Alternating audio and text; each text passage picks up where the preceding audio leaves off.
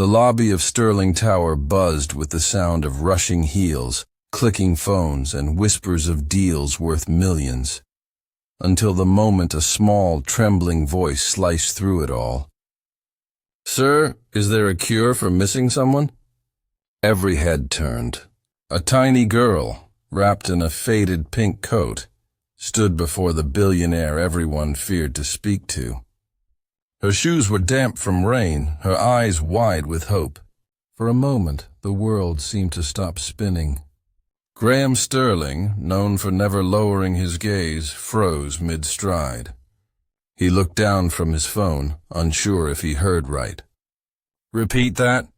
he asked quietly, his voice trembling in a way no one had ever heard before. The girl stepped closer, clutching a paper heart. "My mom went to heaven last week. When I miss her, my chest hurts right here." She touched her heart. "I thought maybe someone rich like you could make it go away." The silence grew heavy. Even the guards looked uncertain, their polished shoes shifting awkwardly. Cameras blinked from corners, but no one dared speak. For the first time, Graham's mask of power cracked. He knelt slowly, eye level with innocence itself. "What's your name?" "Leah," she said softly. "Leah Hart." Outside, rain tapped against the glass like quiet applause, as if the city itself waited for his answer. And in that stillness, something began to change forever. Graham could not look away from the little girl standing before him. The confidence that usually filled his boardrooms was gone, replaced by a silence that pressed against his chest. "Leah," he repeated, her name barely a whisper. She nodded, her eyes glimmering like rain-soaked glass. "I came here because Mama said people in big buildings can fix anything. You have so many lights, maybe one of them can reach the sky." Her words struck deeper than any headline ever had. He wanted to say something logical, something that would make the ache vanish from her small face. But logic had no place in that moment. "There is no cure," he finally said. "Missing someone means they still live here." He touched his chest. Leah tilted her head, confused. "Then how do I stop it from hurting?" The question echoed in his mind, like a memory he had buried long ago. The people around held their breath, unsure if they were witnessing a miracle or heartbreak. Graham reached into his coat and pulled out a small silver pocket watch. "When I miss someone, I hold this," he said softly. "It reminds me that time moves, even when hearts don't." Leah ran her fingers over the scratched glass face, her lips trembling into a tiny smile. "Then maybe I'll find my own watch someday." Graham blinked away a sting behind his eyes. "Maybe you already did." The lobby lights flickered above them, as if the city itself had paused to listen. By the next morning, the story of the billionaire and the little girl had already spread across the city like wildfire. Videos of the moment filled every social feed. People replayed the same clip over and over, the one where the unshakable Graham Sterling bent down to speak to a child. Some called it staged, others called it human, but Graham stayed silent. His phone rang endlessly, yet he answered none. For the first time, silence felt heavier than sound. He sat in his office, staring at the skyline that no longer inspired him. The glass walls reflected a man he barely recognized, one who had everything yet suddenly felt like he owned nothing. The words, "Is there a cure for missing someone?" echoed in his mind, unraveling the walls he had built over the years. His assistant entered quietly. "Sir, reporters want a statement." He turned, his voice calm. "What do you say when truth walks into your lobby wearing a pink coat?"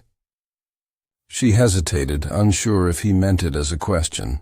Later that evening, he left the tower without his car, without security, just his thoughts and the rain. He walked through the same streets Leah might have taken, searching for something he couldn't name. The city lights blurred like tears on glass. For the first time in decades, Graham wasn't thinking about profits or deals. He was thinking about a little girl's pain and his own. The following afternoon, Graham found himself standing in Bryant Park with 2 cups of hot cocoa, unsure why his feet had led him there. The carousel turned slowly, music drifting through the cold air like a lullaby.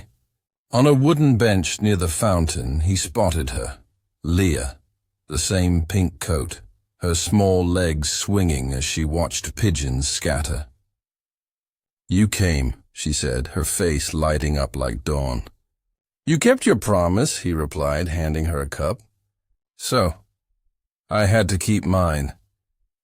For a moment, the world outside them disappeared. The taxis, the horns, the rushing lives.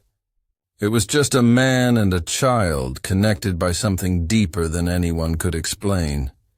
Leah took a sip and sighed. "It doesn't hurt as much today."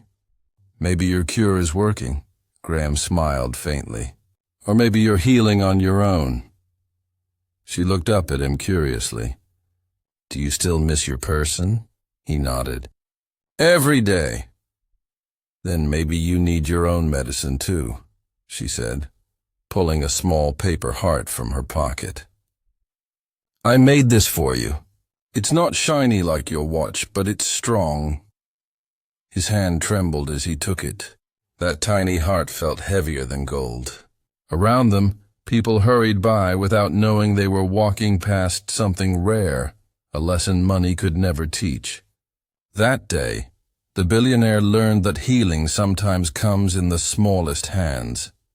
That night, the city glittered below his penthouse, but Graham did not see the lights. He sat by the window holding the paper heart Leah had given him, its creases soft from her small hands. For years he had chased numbers, towers, and power, yet none of it filled the quiet ache he carried. Leah's words echoed in his mind. "Maybe you need your own medicine too." He opened his drawer and pulled out an old photo. His late wife smiling in the sunlight, holding a sonogram they never got to see become real. The grief he had locked away for years returned, but this time it did not feel like a burden. It felt like truth. He realized that missing someone was not a weakness. It was proof that love had lived there once. The next morning, he visited a children's shelter under a new name. He asked for Leah, but the staff said she had left a note for him. It was a drawing. 2 people holding hands under a sky filled with stars. Below it, in crooked handwriting, she had written, "Thank you for fixing my heart." Graham smiled through tears. For the first time, he understood that real wealth was not in buildings or numbers, but in moments that could never be bought or forgotten. Weeks later, the world still whispered about the billionaire who knelt for a child. But Graham no longer cared about headlines. He had changed in quiet ways, ways that could not fit into a newspaper column. His mornings began not with market reports, but with walks through Bryant Park, where he left cups of cocoa on empty benches, hoping Leah might return. One cold morning, he saw a familiar bracelet of mismatched stars hanging from the carousel's wooden horse. He smiled, lifting it gently, realizing she had left it for him. In that moment, the ache in his chest felt lighter. He finally understood. He was not meant to cure the pain of missing someone. He was meant to honor it. He returned to his office, but the walls no longer felt like his cage. He created a foundation in Leah's name, one that would help children who had lost parents find warmth and care.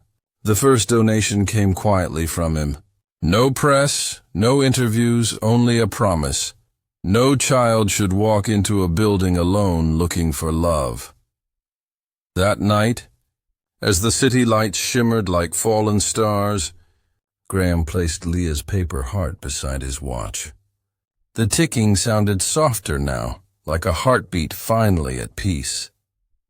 Some stories don't end with applause, they end with healing.